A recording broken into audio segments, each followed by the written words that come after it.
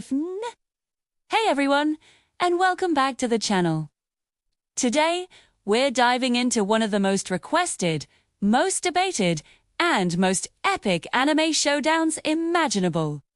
In one corner, we have the prodigy of the Uchiha clan, the master of Genjutsu, Itachi from Naruto, and in the other corner, the honored one himself, the strongest Jujutsu sorcerer alive, Satoru Gojo from Jujutsu Kaisen. This is a battle of gods, a clash between two characters who are practically unbeatable in their own universes. So, who would actually win if they were to face off? Grab your popcorn, because we're about to break it down, category by category, to find a definitive answer. First, let's talk about their core abilities. Satoru Gojo's power is all about manipulating space at an atomic level through his limitless cursed technique. The most famous application of this is his infinity. Infinity isn't a barrier. It's the literal concept of infinity brought into reality. Anything that tries to reach Gojo slows down infinitely, never actually touching him. Punches, energy blasts, physical weapons, they all get stuck in that endless space. This makes him, for all intents and purposes, physically untouchable. On the other side, Itachi Uchiha is a master of ninjutsu, taijutsu, and most importantly, genjutsu. His Sharingan is one of the most powerful ocular abilities in the Naruto universe. It allows him to see chakra, copy jutsu, and predict movements with incredible accuracy. He's a master of fire style. He has his Susanoo with the Yatamira and Totsuka blade. And of course, he has the Mingekyo Sharingan. This grants him access to Amaterasu unstoppable black flames that burn anything they touch. The ultimate genjutsu cell. Let's start with the first and most obvious hurdle. Can Itachi even touch Gojo? The simple answer, physically, is no. Taijutsu is completely off the table. Shuriken kunai, even a direct Rasengan or Chidori if he could copy them, would stop dead in their tracks before reaching Gojo.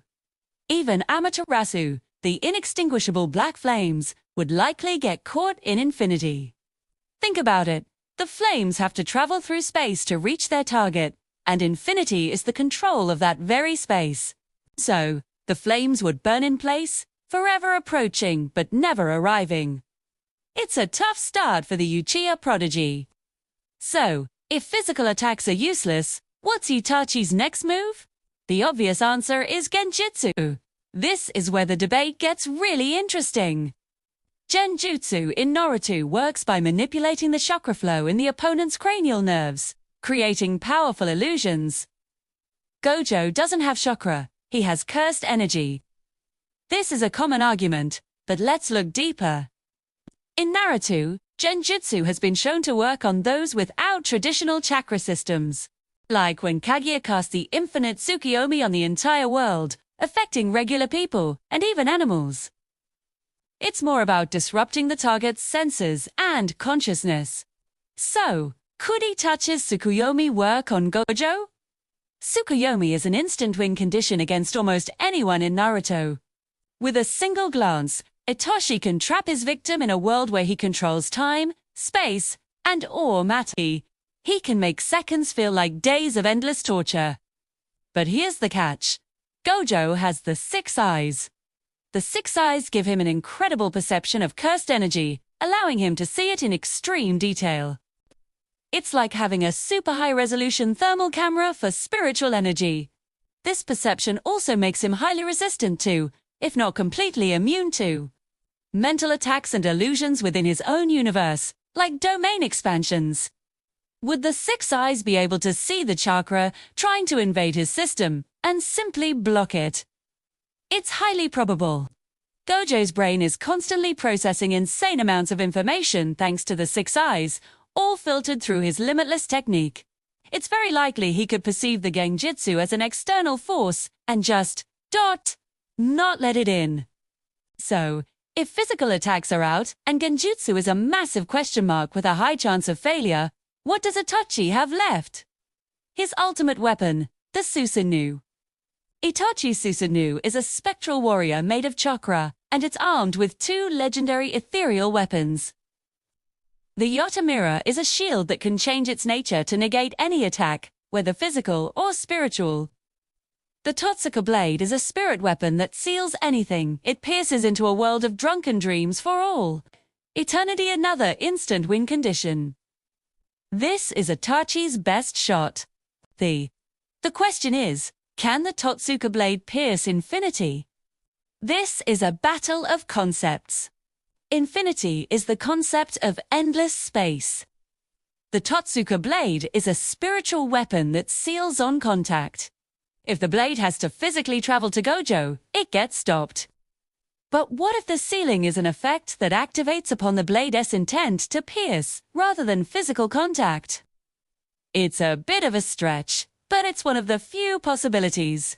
However, the more likely scenario is that the blade itself, being a physical, or at least a tangible spiritual object, would be subject to the laws of space that Gojo controls.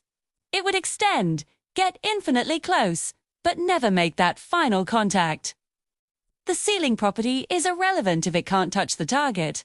Now, let's flip the script. How does Gojo beat Itachi? It's actually terrifyingly simple. Gojo has several ways to win, and they are all devastating. First, his curse technique reversal. Red. It's a powerful, repulsive force that would blast Itachi's Susanoo and Itachi himself into oblivion.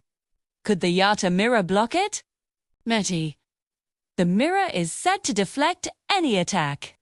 But red isn't a simple energy blast. It's a force that warps space itself. It's a conceptual attack versus a conceptual defense. It's hard to say for sure, but Gojo can spam red. Can the Yotamira constantly adjust and deflect? If that doesn't work, Gojo has his curse technique amplification. Blue. Blue creates a point of magnetic-like attraction, pulling everything towards it with crushing force. He could literally just pull Itachi out from behind his Susanoo, or crush the Susanoo itself into a single point. But the real game ender is Gojo's domain expansion. Unlimited Void. Once Gojo activates his domain, the battle is over. A domain expansion is a guaranteed hit attack. Itachi would be instantly transported into the center of the Limitless itself. Inside Unlimited Void, the target is flooded with an infinite amount of raw information. Every action, every thought, everything is forced upon them an infinite number of times. Their brain is overloaded and they are left in a catatonic state, unable to do anything. There is no blocking this. The moment the domain is cast, Itachi is hit. Can't use Susanoo to defend. He can't use Sharingan to predict. He can't do anything. He would just stand there drooling while Gojo walks up and flicks him on the forehead. And let's not forget Gojo's ultimate ace in the hole, Hollow Purple. By combining red and blue, Gojo creates an imaginary mass that erases everything in its path.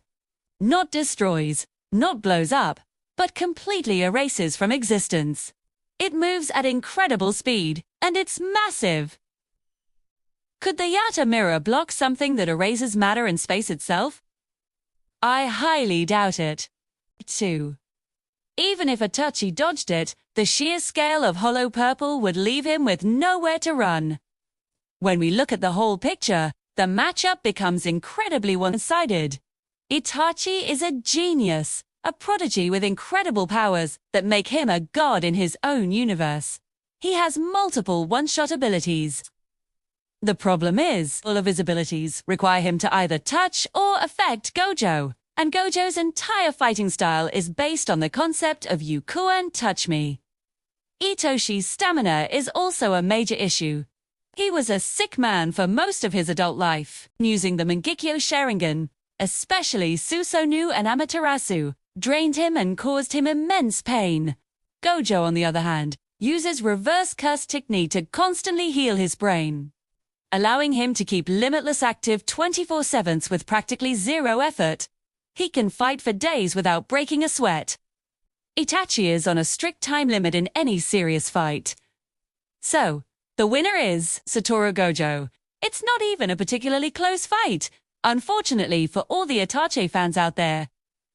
Itachi's entire arsenal, from his taijutsu to his ultimate ninjutsu, and even his god-tier effectively countered by Gojo's two core abilities. The limitless powered by the six eyes, Gojo has too many ways to win. From red and blue to the instant win unlimited void and the absolute erasure of hollow purple. Itachi has very few, if any, paths to victory. He's a brilliant strategist, but there's no strategy to defeat infinity itself. What do you guys think? Did I miss a crucial detail that gives Itachi the win? Let me know your thoughts in the comments below. I love reading your theories. If you enjoyed this breakdown, make sure to hit that like button, subscribe, and ring the bell so you don't miss our next epic anime showdown. Thanks for watching, and I'll see you in the next one.